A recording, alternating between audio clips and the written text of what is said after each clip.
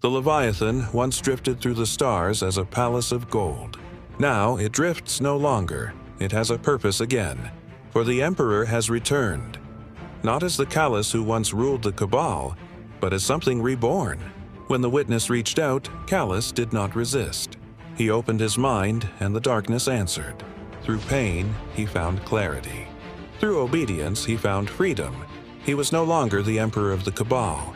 He was the last Emperor of the flesh.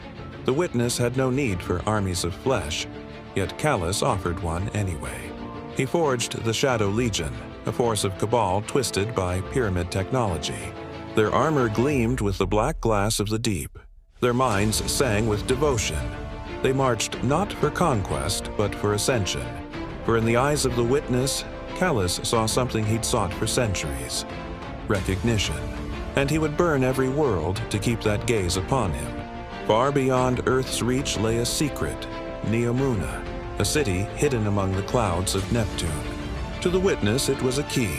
To Calus, it was a gift. He brought the Shadow Legion there not to conquer, but to prove his worth. He would deliver the veil, the secret doorway between light and darkness, as tribute. He told his soldiers, through the veil, the new age begins. The final shape will be mine to behold. But even in his faith, there was fear.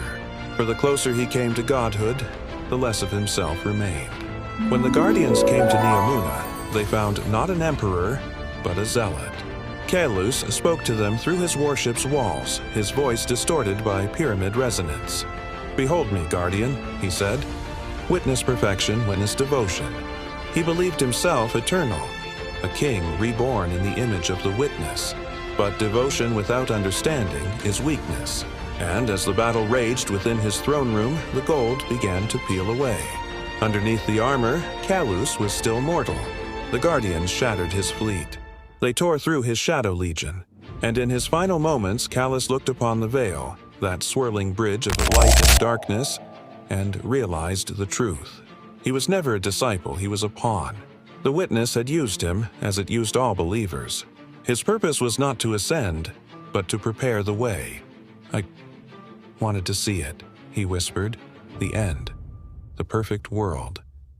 And with that, the last emperor fell. Not to betrayal or ambition, but to the weight of his own worship. The witness moved on. Calus's body turned to dust, his throne a hollow monument to pride. The Shadow Legion fights on, driven by his dying command: obey. Serve, not witness. But somewhere in the static hum of the Leviathan's ruins, a faint voice still echoes: "I was meant to be eternal." And thus ends the reign of Calus, the last emperor, a king who sought godhood and found only the shadow of his own reflection.